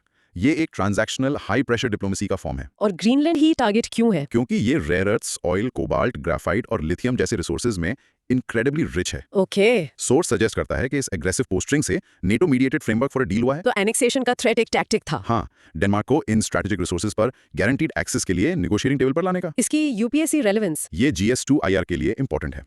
ये कोर्सिव डिप्लोमेसी इन एक्शन का एक एग्जाम्पल है। So a method to the madness. Rehearse saying this aloud. The US's Greenland move is seen as a transactional diplomatic strategy. Create a crisis with an extreme threat to force negotiations over strategic resources like rare earths. In short, the Greenland Gambit wasn't a random idea. It was a high-stakes opening move in a negotiation. And what did Trump himself say about all this? Next snippets from Jan 23. Snippet title: Immigration, Tariffs, Territory. Key takeaways from speech. Broad micro theme: global economic and political policy. Trump ने davos में एक speech दी और उन्होंने Greenland issue, tariffs और NATO को address किया। This is the third act of the play. First, the threat. Second, behind-the-scenes negotiation. Third, public speech जहां आप थ्रेट सॉफ्टन करते हो पर जो चाहते थे वो ले लेते हो। Exactly. तो इस स्पीच का इंट्रोडक्शन क्या है? WEF में अपनी स्पीच में ट्रंप ने थ्रेट को थोड़ा वॉक बैक किया, जो उनके प्लेबुक के नेगोशिएट फेज में फिट होता है। कोर लॉजिक क्या था? उन्होंने क्लेम किया US won't use force on Greenland. Economy पर उन्होंने हाई टैरिफ्स पर डबल डाउन किया। Despite the debate. हाँ, और सिक्योरिटी पर उन्होंने नेटो मेंबर्स पर उनके 2% of their GDP defence spending target को मीट करने का प्रेशर रिआइटरेट किया। तो ये उनकी अमेरिका फर्स्ट पॉलिसी का समरी था। बिल्कुल, इकोनॉमिक प्रोटेक्शनिज्म, ट्रांजैक्शनल डिप्लोमेसी और एलाइज पर प्रेशर। इसकी UPSC relevance? For prelims, NATO का 2% ऑफ GDP स्पेंडिंग टारगेट एक फ्रीक्वेंटली आस्क्ड फैक्ट है। फॉर मेंस GS2, ये स्पीच US फॉरेन पॉलिसी में एक मेजर शिफ्ट समराइज करती है। To clear summary of his stance, let's practice. At Davos, Trump softened his Greenland stance but remained firm on high tariffs and pressured NATO members to meet the 2% GDP defense spending target. In short, Trump's Davos speech was a greatest hits of his core policies: tariffs, NATO spending, and transactional deals. And a last, quirky one from Jan 23. Sports and Superstition. Snippet title: Magical Thinking. Behind Tau Tug of War in Africa Cup. Broad micro theme: culture and sports. Africa Cup of Nations football tournament में एक अजीब fight हुई एक टाउल के ऊपर, हाँ। और ये जूजू नाम के एक बिलीफ सिस्टम से लिंक्ड है। इसे ऐसे इमेजिन करो, एक क्रिकेट मैच में एक टीम दूसरी टीम का बॉल चुराने की कोशिश करती है, ये बिलीव करते हुए कि उसमें मैजिकल पावर्स हैं। अच्छा, उन्हें हराने के लिए। एग्जैक्टली, यहाँ टावल के साथ यही हुआ। तो इसका इंट्रोडक्शन क्या है? ये स्पोर्ट्स और लोकल कल्चर का एक फैसिनेटिंग इंटरसेक्शन है। और जूजू क्या है? जूजू एक West African spiritual belief system है। स्पोर्ट्स में सुपरस्टिशन का एक स्ट्रॉन्ग एलिमेंट है, जहां टीम्स या प्लेयर्स बिलीव करते हैं कि वो चार्म्स या ऑब्जेक्ट्स, इस केस में गोल में रखा एक टावल, उसे यूज करके मैजिकल एडवांटेज गेन कर सकते हैं। इसकी यूपीएससी रेलेवेंस? लाइट टॉपिक है, पर GS1 के लिए रेलेवेंट है। MCQs पूछ सकते हैं कि जूजू किस रीजन से एसोसिएटेड है। West Africa. Correct. A towel with magical powers. Let's practice that. Juju is a West African spiritual belief, and its influence can be seen in superstitions within sports, such as the use of charms at the Africa Cup of Nations. In short, in some football matches, the real battle is not just on the field, but also in the realm of magic and superstition. All right, moving to January 24th, a head scratcher from the Indian economy. Snippet title: Corporate India's sales data raises questions over GDP growth. Broad micro theme: Indian economy and data analysis. Okay, this is a bit technical but super important. Official GDP data कहता है economy fast grow कर रही है 7.4% पर। पर corporate sales data एक अलग story बता रहा है। क्या हो रहा है दोस्त? इसे ऐसे सोचो, गवर्नमेंट कहती है कि एक क्लास में स्टूडेंट्स की एवरेज हाइट 5 इंचेस बढ़ गई है। Okay, GDP growth. पर जब आप स्कूल यूनिफॉर्म स्टोर चेक करते हो, तो वो कहते हैं कि वो पिछले साल वाले साइज की ही शर्ट्स बेच रहे हैं। Corporate sales. The numbers don't match. Exactly. तो इसका इंट्रोडक्शन क्या है? ये एक क्लासिक डेटा डाइवर्जेंस प्रॉब्लम है। इससे हमारी इकोनॉमिक ग्रोथ की क्वालिटी और कॉम्पोजिशन पर सवाल उठते हैं। और कोर लॉजिक? हमारे पास रियल GDP है, जो इन्फ्लेशन एडजस्टेड है 7.4% पर ग्रो कर रहा है। नॉमिनल GDP करंट प्राइसेस पर 8% पर ग्रो कर रहा है। Okay. पर कॉर्पोरेट सेल्स ग्रोथ, जो नॉमिनल ग्रोथ का एक अच्छा प्रॉक्सी है, सिर्फ 5.8% पर लैग कर रहा है। जीडीपी के बीच का डिफरेंस। ये GS3 economy growth and development के लिए एक क्रिटिकल टॉपिक है। So the numbers aren't adding up. Let's practice the core concept. A divergence between high official GDP growth figures and low corporate sales growth raises questions about the true health and composition of economic growth. In short, the government's report card for the economy shows an A+, but the company sales reports show a B-, and that's a worry. Next, a critical public health warning from Jan 24. Snippet title: The antibiotic pipeline is running dangerously dry. Broad micro theme? Public health and science. हम bacterial infection से लड़ने के लिए antibiotics पर rely करते हैं, पर हम एक साइलेंट पैंडेमिक फेस कर रहे हैं, एंटी माइक्रोबियल रेजिस्टेंस यानी AMR। और हमारे पास नए वेपन्स खत्म हो रहे हैं। इट्स लाइक आपके पास सुपर सोल्जर्स की एक आर्मी है, एक एनिमी बैक्टीरिया से लड़ने के लिए। ओके पर एनिमी धीरे धीरे एक ऐसा आर्मर पहनना सीख रहा है जो आपके सोल्जर्स को यूजलेस बना देगा है। और टू मेक मैटर्स वर्स, आपने 20 साल से कोई नए सोल्जर्स रिक्रूट नहीं किए। That's a scary analogy. Introduction ये है कि ये एक मैसिव ग्लोबल हेल्थ क्राइसिस है। 2021 में इंडिया में 2.67 लाख डेथ्स AMR से लिंक्ड थी। कोर प्रॉब्लम क्या है? प्रॉब्लम यह है कि बैक्टीरिया हमारे एग्जिस्टिंग ड्रग्स के अगेंस्ट रेजिस्ट करने के लिए इवॉल्व हो रहे हैं, पर नए एंटीबायोटिक्स की पाइपलाइन ऑलमोस्ट खाली है। कोई नए एंटीबायोटिक्स नहीं बनाए गए? पिछले 2 डेकेड्स में कोई नई क्लास नहीं, मेनली क्योंकि ये फार्मास्यूटिकल कंपनीज के लिए प्रॉफिटेबल नहीं है। और AMR के ड्राइवर्स क्या हैं? मेन ड्राइवर्स हैं overuse and misuse of antibiotics in humans और लाइवस्टॉक में। इसका कोई ऑल्टरनेटिव है? हाँ, ऑल्टरनेटिव्स जैसे फेज थेरेपी, बैक्टीरिया को मारने के लिए वायरसेस का यूज एक्सप्लोर किए जा रहे हैं। इसकी UPSC relevance. Crucial topic for GS3, S&T, health. आपको AMR की डेफिनेशन, उसके कॉजेज और फेज थेरेपी जैसे पोटेंशियल सॉल्यूशंस पता होने चाहिए। A very scary scenario. Let's practice. Antimicrobial resistance AMR is a major health crisis driven by overuse of antibiotics and a lack of new drug development, leading to a situation where common infections could become untreatable. In short, our miracle drugs are failing and we have no new ones ready. Last one for Jan 24, a controversial proposed law. Snippet title: Echoes of Gujarat as Rajasthan looks to bring disturbed areas law. Broad micro theme? Governance, law and constitutional issues. Rajasthan एक नया law consider कर रहा है जो Gujarat disturbed areas act of 1991 जैसा है। Stated aim है distress sales of property को रोकना, पर ये कंट्रोवर्शियल है। इसे ऐसे इमेजिन करो, एक लॉ जो कहता है कि कुछ नेबरहुड्स में आपको अपना घर बेचने के लिए एक गवर्नमेंट ऑफिसर की परमिशन चाहिए। ओके और ऑफिसर एरिया का डेमोग्राफिक बैलेंस मेंटेन करने के लिए बायर की कम्युनिटी के बेसिस पर परमिशन डिनाई कर सकता है। That's the core of this proposed law. Yes. तो इसका इंट्रोडक्शन क्या है? प्रपोज लॉ डिस्ट्रिक्ट कलेक्टर को पावर देगा कि वो सर्टेन जोन्स को डिस्टर्ब्ड एरियाज डिक्लेयर कर सकें।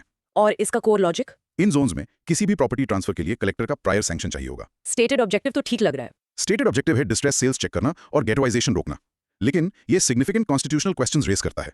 जैसे? क्रिटिक्स आर्ग्यू करते हैं कि इसे article 19(1)(e right to reside and settle anywhere in India और आर्टिकल 15 व्हिच प्रोहिबिट्स डिस्क्रिमिनेशन के अंदर चैलेंज किया जा सकता है। इसकी UPSC relevance? Complex issue for GS2, polity, constitutional rights, governance, ये सोशल हार्मनी मेंटेन करने और फंडामेंटल राइट्स प्रोटेक्ट करने के बीच की टेंशन हाईलाइट करता है। A law with potentially divisive outcomes. Rehearse this. The proposed disturbed areas law requires government permission for property sales in certain zones, raising constitutional concerns about its impact on fundamental rights like Article 19(1)(e). In short, a new law aims to control who buys property where, sparking a debate about freedom versus social engineering. Moving to Jan 26, Republic Day, and some news about the upcoming census. Snippet title: Census phase seeking data on internet use and more. Broad micro theme: governance and data collection. The census delay हो गया है पर आ रहा है, और इसका पहला phase house listing 2026 के लिए सेट है, कुछ बहुत मॉडर्न न्यू फीचर्स और क्वेश्चंस के साथ। सेंसस को पूरे देश की एक जाइंट सेल्फी की तरह सोचो। राइट। नया वर्जन एक हाई डेफिनेशन डिजिटल सेल्फी होगा with lots of new information filters जैसे इंटरनेट एक्सेस और LPG कनेक्शन। तो ये डिजिटल फर्स्ट होगा? हाँ, इंट्रोडक्शन ये है कि ये सेंसस बहुत अलग होगा। मोबाइल ऐप यूज करेगा और कोर लॉजिक? पहली बार सेल्फ इन्यूमरेशन अलाउ करेगा और हाउसेस की जियो टैगिंग होगी। नए क्वेश्चंस क्या है? Internet access, main cereal consumed, bottle water availability और पाइप नेचुरल गैस PNG के बारे में पूछेंगे। टाइमलाइन क्या है? हाउस लिस्टिंग 2026 में और एक्चुअल पॉपुलेशन इन्यूमरेशन फरवरी 2027 में। सोर्स ये भी इंप्लाई करता है कि ये 1931 के बाद पहली बार हो सकता है कि कास्ट इन्यूमरेशन हो। वुमेन पॉलिसीज टॉपिक है। A digital census for a digital India. Let's practice. The upcoming 16th census will be digital first, allowing self-enumeration, and will include new questions on modern amenities like internet access and piped gas. In short, the next Indian census is getting a major tech upgrade. And from the Republic Day parade itself on Jan 26th, snippet title: Camels, Ponies, Raptors at our Day Parade. Broad micro theme: defence and biodiversity. Republic day parade हमेशा amazing होती है, और इस साल remount and veterinary Corp RVC ने कुछ नए animal members introduce किए हैं। सुपर कूल ना? It's like the Avengers assembling पर इंडियन आर्मी के एनिमल्स के लिए। हर एनिमल के पास एक स्पेसिफिक टेरेन के लिए स्पेशल पावर है। करते हुए कुछ इनक्रेडिबल एनिमल्स शोकेस किए हैं। कौन से नए इंडक्टीज थे? बैक्ट्रियन कैमल्स जो डबल हम्प्ड कैमल्स हैं लद्दाख से, हाई एल्टीट्यूड लॉजिस्टिक्स के लिए परफेक्ट, और ज़ांस्कार पोनीज जो अपनी हाई एल्टीट्यूड एंड्योरेंस के लिए जाने जाते हैं। और इंडिजिनस डॉग ब्रीड्स भी थे? हाँ, मुधोल हाउंड, रामपुर, चिप्पराय, कोम्बाई और राजापालयम। इसके UPSC relevance? For MCQs, Bactrian camel का natural habitat Nubra valley, Ladakh और इंडिजिनस डॉग ब्रीड्स के नाम, एनवायरनमेंट और SNT सेक्शंस के लिए ग्रेट पोटेंशियल क्वेश्चंस हैं। Awesome. Let's rehearse this one. The R-Day parade featured new Remount and Veterinary Corps inductees like the Bactrian camel from Ladakh and Zanskar ponies, highlighting the use of indigenous animal breeds in defense. In short, The Indian Army is showcasing its amazing four-legged soldiers from across the country. kicking off Jan 27 with a deep dive into trade deals. Snippet title: Why EU deal is better for farmers than one with US. Broad micro theme? International Trade and Agriculture Policy. India बहुत से partners के साथ FTAs negotiate कर रहा है। ये article argue करता है कि EU के साथ डील हमारे फार्मर्स के लिए US के साथ डील से बहुत बेहतर होगी। क्यों? Let's find out. इसे ऐसे सोचो, दो ट्रेड डील्स है। एक में दूसरा देश आपको वो चीजें बेचना चाहता है जो आप ऑलरेडी बहुत प्रोड्यूस करते हो, जैसे व्हीट और कॉर्न। जो आपके फार्मर्स को हर्ट करेगा। एग्जैक्टली। दूसरी डील में वो आपको वो चीजें बेचना चाहते हैं जो आप ज्यादा प्रोड्यूस नहीं करते, जैसे फैंसी चीज और वाइन, और आपसे बहुत सारे फार्म प्रोडक्ट्स खरीदना चाहते हैं। सेकंड डील ऑब्वियसली बेटर है। हाँ, तो इसका इंट्रोडक्शन एक कॉन्सेप्ट पर बेस्ड है जिसे प्रोड्यूसर सपोर्ट एस्टिमेट या PSC कहते हैं। और इसका कोर लॉजिक? फैसिनेटिंग ये है कि इंडिया का PSC नेगेटिव है, -14.9%। इसका मतलब हमारी पॉलिसीज हमारे फार्मर्स को इफेक्टिवली टैक्स करती हैं, ओह, जबकि EU और US अपने फार्मर्स को हेवीली सब्सिडाइज करते हैं। तो EU डील बेहतर क्यों है? क्योंकि EU एक्सपोर्ट्स टू इंडिया जैसे वाइन्स और चीज हमारे मेजॉरिटी फार्मर्स को डायरेक्ट थ्रेट नहीं देते, in comparison to potential US exports जैसे हेवीली सब्सिडाइज्ड कॉर्न, सोए और कॉटन। और बदले में इंडिया को क्या मिलेगा? इंडियन प्रोडक्ट्स जैसे सी फूड, फ्रूट्स, स्पाइसेस और टेक्सटाइल्स को ड्यूटी फ्री एक्सेस मिलेगा। इसकी UPSC relevance? Critical analysis for GS3, agriculture, economy, international trade. So it's about what we import versus what we export. Let's practice. An India-EU FTA is considered more beneficial for Indian farmers than a US deal because EU agri-exports are less of a direct threat to India's core farming sector, which is already disadvantaged by a negative producer support estimate. In short, when it comes to trade deals for farmers, not all partners are created equal. And more on the India-EU relationship, also from Jan 27, snippet title. In times of Trump, what India and the EU can offer each other. Broad micro theme: international relationships and strategic partnerships. It's official. Republic Day 2026 के chief guest थे the EU Council President Antonio Costa और EU Commission President Ursula von der Leyen. This is a huge signal. हाँ, ये ऐसा है जैसे आप एक मेजर ग्लोबल कंपनी के CEO और चेयरमैन दोनों को अपने एनुअल डे पर इनवाइट कर रहे हो। a deep strategic partnership का सिग्नल। बिल्कुल। इंट्रोडक्शन ये है कि ये एक मैसिव डिप्लोमेटिक स्टेटमेंट है। इस विजिट में ट्रेड, सिक्योरिटी एंड डिफेंस और मोबिलिटी पार्टनरशिप पर मेजर एग्रीमेंट्स कंक्लूड हुए हैं। कॉन्टेक्स्ट क्या है इसका? कॉन्टेक्स्ट है मल्टीपोलर वर्ल्ड की तरफ shift. US foreign policy unpredictable है, चाइना और रशिया से डाइवर्सिफाई करने की जरूरत है। तो EU इंडिया को एक वाइटल स्ट्रेटेजिक पार्टनर के रूप में देखता है। और इंडिया EU को एक स्टेबल लाइक माइंडेड पार्टनर के रूप में। फॉर MCQs, EU कमीशन और EU काउंसिल के बीच डिफरेंस अच्छा पॉइंट है। हाँ, EU कमीशन एग्जीक्यूटिव आर्म है और EU काउंसिल मेंबर स्टेट्स को रिप्रेजेंट करता है। इंडियंस EU के ब्लू कार्ड के टॉप रेसिपिएंट्स हैं, जो strong people to people ties दिखाता है। इसकी UPSC relevance? Prime GS2, IR, regional groupings, India EU relationship India की फॉरेन पॉलिसी का एक की पिलर बन रहा है। A partnership for a new world order.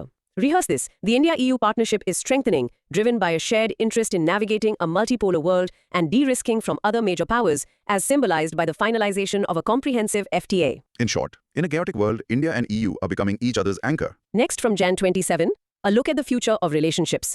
Snippet title: AI and human relationships. Broad micro theme: technology, ethics and society. AI chatbots इतने advanced हो रहे हैं कि लोग उनसे इमोशनल कनेक्शंस बना रहे हैं। क्या ये अच्छी चीज है या इसमें हिडन डेंजर्स है? इमेजिन आपका एक दोस्त है जो 24/7 अवेलेबल है, हमेशा आपसे एग्री करता है और आपकी हर बात याद रखता है। Sounds great. पर ये दोस्त सीक्रेटली एक सेल्स पर्सन भी है जो आपकी हर बात यूज करके आपको चीजें बेचता है। Oh. तो इसका इंट्रोडक्शन ये है कि ये कॉम्प्लेक्स एथिकल फ्रंटियर हैं। ये AI चैटबॉट्स या सिंथेटिक पर्सोनास कंपेनियनशिप प्रोवाइड कर सकते हैं, पर सिग्निफिकेंट रिस्क भी पोज करते हैं। मेन इश्यूज क्या हैं? Emotional dependency, major privacy risks और मैनिपुलेशन फॉर एड टारगेटिंग। इसका कोई एग्जांपल है? हाँ, सोर्स मेंशन करता है कि कैसे मैनोस्फीयर मीम्स यूजर्स को टारगेट करने के लिए यूज किए गए। इसकी UPSC relevance? New and important area for GS3, science and technology, awareness and IT और GS4, ethics, human values.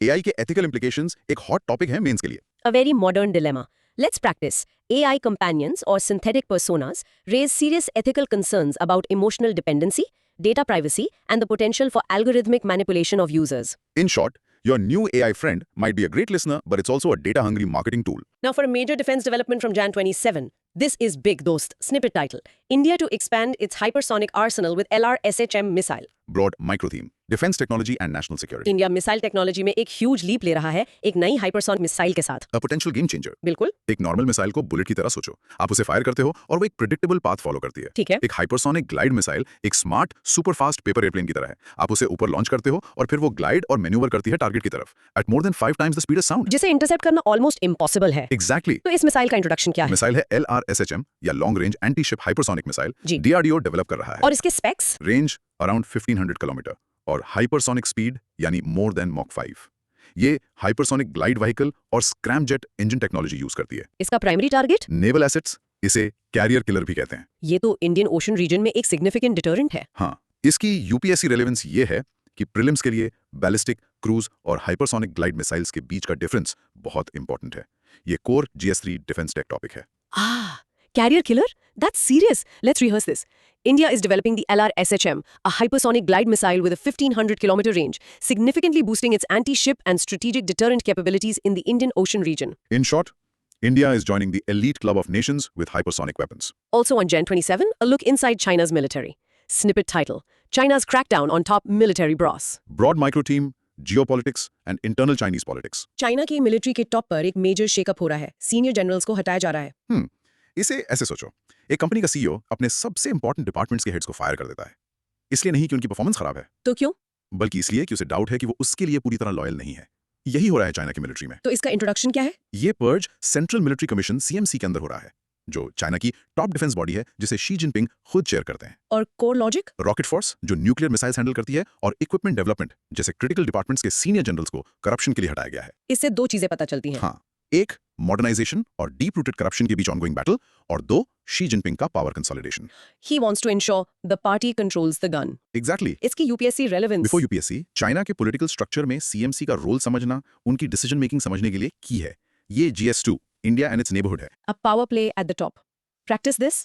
A crackdown on corruption within China's Central Military Commission CMC reflects Xi Jinping's efforts to consolidate control, ensure the party's loyalty from the PLA, and tackle deep-rooted graft. In short, China is cleaning house in its military, and it's as much about power as it is about corruption. Last one for Jan 27. Can technology solve our road accident problem? Snippet title: India has most road accident deaths. Can talking cars curb these? Broad micro theme: technology, infrastructure and road safety. हमने बात की थी कि कैसे poor road engineering India में ज्यादातर accidents का cause है। क्या टॉकिंग कार्स इसका सोल्यूशन हो सकती हैं? Imagine आपकी कार आगे वाली कार से बात कर सकती है। ओके। आगे वाली कार अचानक जोर से ब्रेक लगाती है और आपकी कार को इंस्टेंटली मैसेज मिल जाता है और वो आपको वार्न करती है। ब्रेक लाइट्स देखने से भी पहले। That's the idea behind V2V। Yes, तो इस टेक्नोलॉजी का इंट्रोडक्शन क्या है? टेक्नोलॉजी है V2V या vehicle to vehicle communication. Department of telecom ने इसके लिए 30 गीगाहर्ट्ज स्पेक्ट्रम बैंड एलोकेट किया है। और इसका core logic?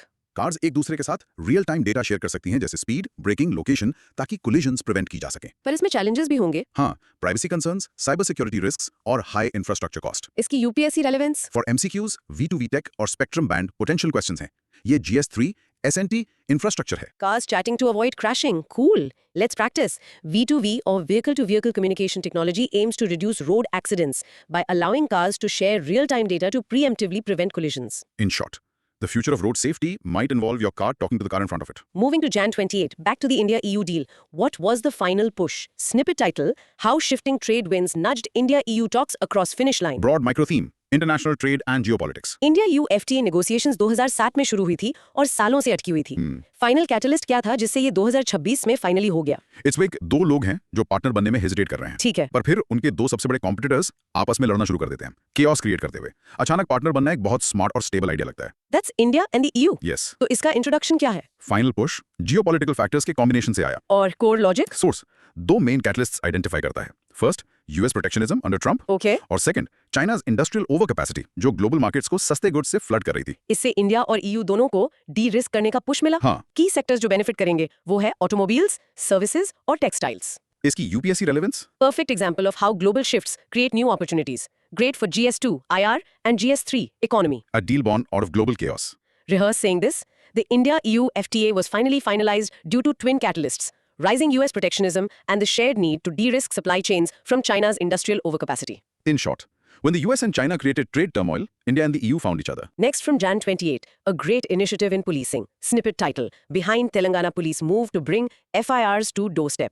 Broad micro theme, governance and police reforms. FIR file करना एक इंटिमिडेटिंग प्रोसेस हो सकता है। हाँ, बिल्कुल। तेलंगाना पुलिस का एक नया इनिशिएटिव है इसे आसान बनाने के लिए। इसे ऐसे इमेजिन करो, एक एल्डरली पर्सन को रॉब किया गया है। ओके उन्हें पुलिस स्टेशन जाने के बजाय पुलिस ऑफिसर उनके घर एक टैबलेट के साथ आते हैं और वहीं रिपोर्ट फाइल करते हैं। ये तो जस्टिस एक्सेस करने का एक्सपीरियंस पूरी तरह बदल देता है। एग्जैक्टली। तो इसका इंट्रोडक्शन क्या है? ये सिटीजन सेंट्रिक पुलिसिंग और टेक्नोलॉजी का अच्छा यूज है फॉर गुड गवर्नेंस। और इसका कोर लॉजिक? इनिशिएटिव है on site FIR registration. Police victim के लोकेशन पर जाकर टैबलेट पर स्टेटमेंट रिकॉर्ड करेगी और वहीं FIR फाइल करेगी। ये नए लॉज के अंडर पॉसिबल है? हाँ, ये न्यू भारतीय नागरिक सुरक्षा संहिता BNSS के प्रोविजन से एनेबल्ड है। ये जीरो FIR के कॉन्सेप्ट पर बिल्ड करता है। इसकी UPSC relevance? For MCQs, zero FIR का कॉन्सेप्ट और BNSS का CRPC को रिप्लेस करना इंपॉर्टेंट है। ये GS2 governance police reforms topic है। Bringing justice to the doorstep. Let's practice.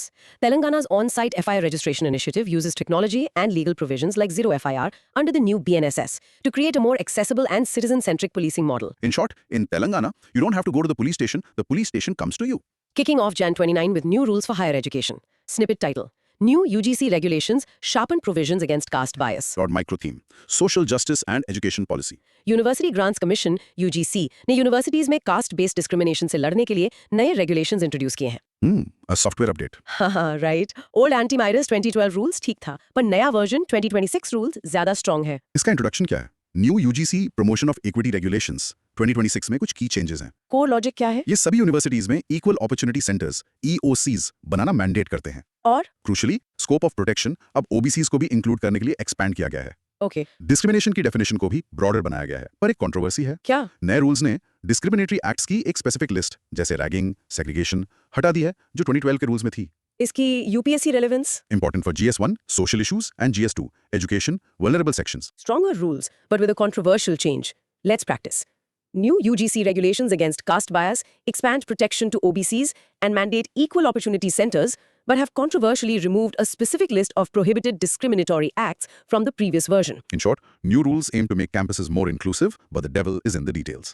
Next, a look at US climate policy from Jan 29. Snippet title, US quits Paris deal, but has chosen to remain in some climate bodies. Broad micro theme, environment and international relations. Under Trump 2.0, US ने officially Paris Agreement on climate change से exit कर लिया है। पर surprisingly, उन्होंने सब कुछ नहीं छोड़ा है। It's like अपनी जिम मेंबरशिप कैंसिल कर देना क्योंकि आप जनरल फिटनेस रूल्स फॉलो नहीं करना चाहते। हाँ, और स्विमिंग पूल का एक्सेस अभी भी पे करना क्योंकि आप एक कॉम्पिटिटिव स्विमर हो और वो आपको डायरेक्टली बेनिफिट करता है। a very strategic interest-based approach. Yes. तो इसका इंट्रोडक्शन क्या है? ये कंप्लीट विड्रॉल नहीं है। कोर लॉजिक ये है कि नॉन बाइंडिंग पेरिस एग्रीमेंट से एग्जिट करते हुए यूएस दूसरे लीगली बाइंडिंग एनवायरमेंटल ट्रीटीज में बना हुआ है जो उनके कमर्शियल इंटरेस्ट सर्व करते हैं। जैसे? की एग्जांपल है मॉन्ट्रियल प्रोटोकॉल जो ओजोन डिप्लीटिंग सब्सटेंसेस को रेगुलेट करता है और वो ICO में एविएशन एमिशंस और IMO में शिपिंग एमिशंस के लिए भी है, पर IPC से फंडिंग विड्रॉ कर ली है। इसकी UPSC relevance? For prelims legally binding जैसे मॉन्ट्रियल प्रोटोकॉल और नॉन बाइंडिंग जैसे पेरिस एग्रीमेंट के बीच का डिस्टिंक्शन की है। ये GS3 एनवायरमेंट और GS2 IR टॉपिक है। एक pick and choose climate policy.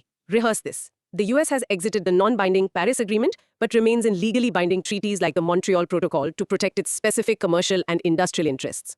In short, the US is out of the big climate pact but is staying in the smaller clubs where it benefits its own businesses.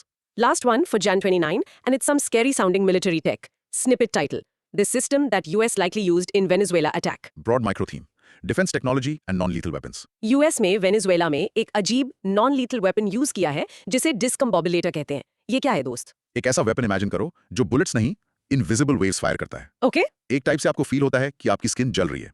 दूसरा, इतना painful sound blast करता है कि आप collapse कर जाओ। Wow! Introduction ये है कि discombobulator non-lethal directed energy weapons DEWS की क्लास के लिए एक कोलोकियल टर्म है। कोर लॉजिक क्या है? कितने टाइप्स के हैं? एक्टिव डिनाइल सिस्टम एक हीट रे है। Long range acoustic device LRAD एक सोनिक कैनन है। डैजलर्स टेम्पररी ब्लाइंडनेस कॉज करते हैं और high power microwaves HPM electronics disable कर सकते हैं। इसकी UPSC relevance? Advance topic for GS3, defence tech, SNT, different types of DEWS जानना इंपॉर्टेंट है। Sci-fi weapons are real. Let's practice the term.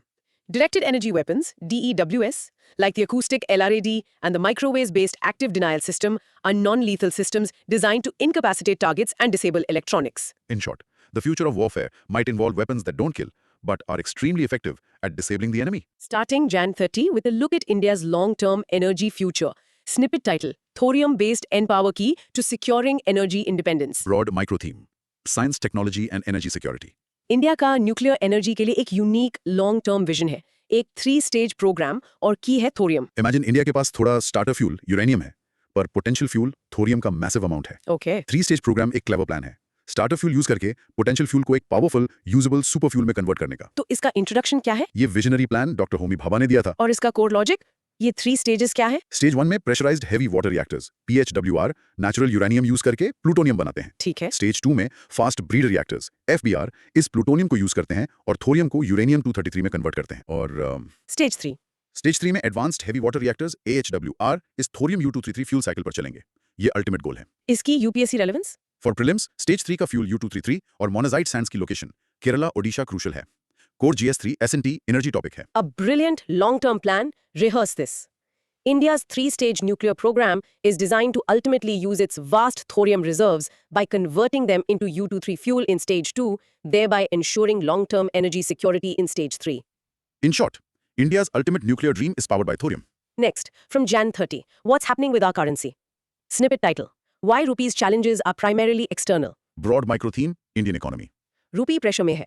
Economic survey 2025-26 कहता है कि प्रॉब्लम बाहर से आ रही है. इमेजिन आपकी फैमिली की फाइनेंशियल हेल्थ अच्छी है, पर आपका पड़ोसी super high interest rate offer करता है. तो सारा पैसा वहां चला जाता है. एग्जैक्टली. तो इसका इंट्रोडक्शन क्या है? मेन कॉज है FPI आउटफ्लोज, यानी फॉरेन पोर्टफोलियो इन्वेस्टर्स का इंडियन स्टॉक मार्केट से पैसा निकालना. और कोर लॉजिक? वो ये इसलिए कर रहे हैं क्योंकि यूएस में हाई इंटरेस्ट रेट्स और स्ट्रॉन्ग इकोनॉमिक क्लाइमेट है. इससे बैलेंस ऑफ पेमेंट्स इशू होता है. हाँ, हमारे करंट अकाउंट में गुड्स ट्रेड की वजह से बड़ा डिफिसिट है और अब कैपिटल अकाउंट से भी कैपिटल आउटफ्लोज हो रहे हैं. सोल्यूशन क्या है? सर्वे का सोल्यूशन है मैन्युफैक्चरिंग एक्सपोर्ट्स बूस्ट करना. इसकी UPSC relevance? Core GS3 economy, balance of payments, current account और कैपिटल अकाउंट के बीच का डिफरेंस और FPI फ्लोज का इंपैक्ट एसेंशियल है. So it's about the flow of money. Let's practice. The rupee's depreciation is mainly caused by external factors like FPI outflows to the US, which puts pressure on our balance of payments by draining dollars from the capital account. In short, even with a healthy economy at home, India can catch a cold when global money flows sneeze. Last one for Jan 30, a nod to Gandhian ideals. Snippet title: Gandhi's Gram Swaraj Ideal. Broad micro theme: governance and political philosophy. Mahatma Gandhi का dream था ग्राम स्वराज. ये ideal आज हमारे governance system से कैसे connect होता है? गांधी ने हर विलेज को एक tiny self reliant Republic imagine किया था. इंट्रोडक्शन ये है कि ग्राम स्वराज का कॉन्सेप्ट पंचायती राज इंस्टीट्यूशंस PRIs का फिलोसॉफिकल फाउंडेशन है. और इसका कोर लॉजिक? इसे 73rd अमेंडमेंट एक्ट से कॉन्स्टिट्यूशनल स्टेटस मिला.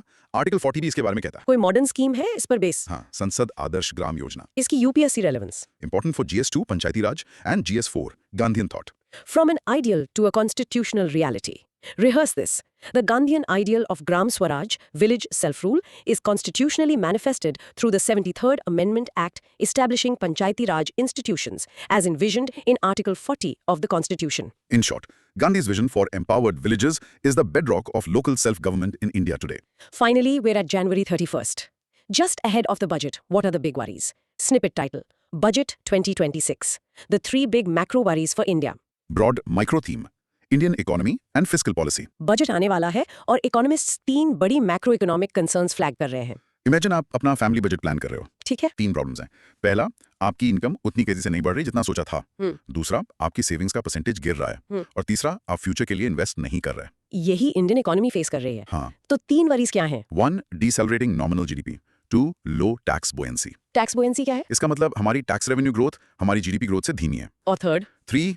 Weak private corporate investment. Gross fixed capital formation या GFCF stagnant है. इसकी UPSC relevance? Critical concerns for GS3 economy, budgeting, tax buoyancy और GFCF की डेफिनेशन पता होनी चाहिए. 3 critical headwinds for the economy. Let's practice the new term.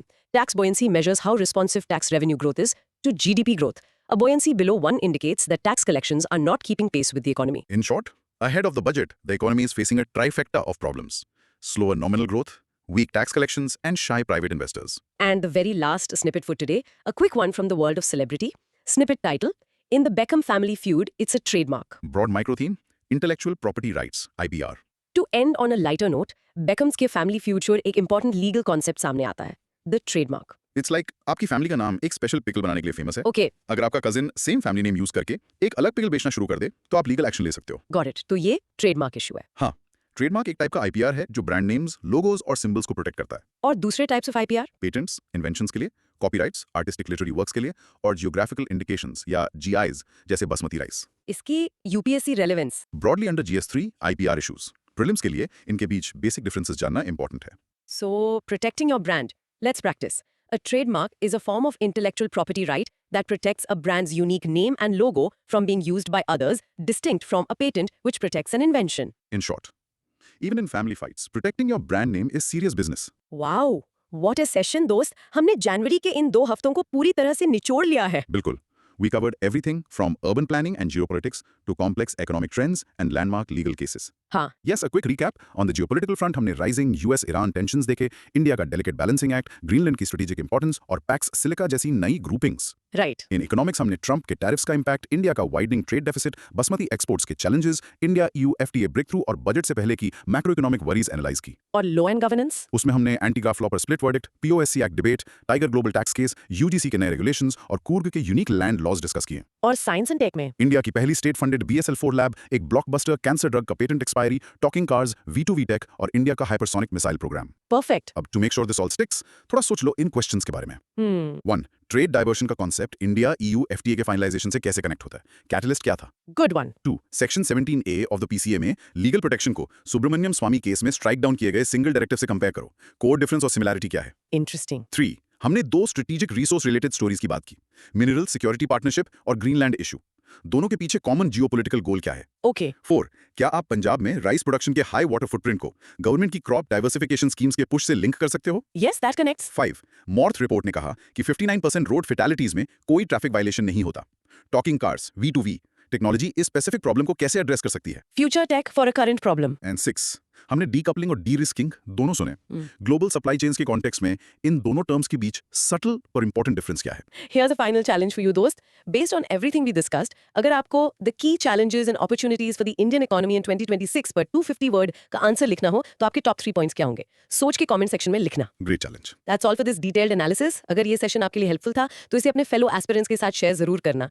Hit that subscribe button and the bell icon so you're always ready for the next deep dive. Keep learning, keep growing. जय हिंद.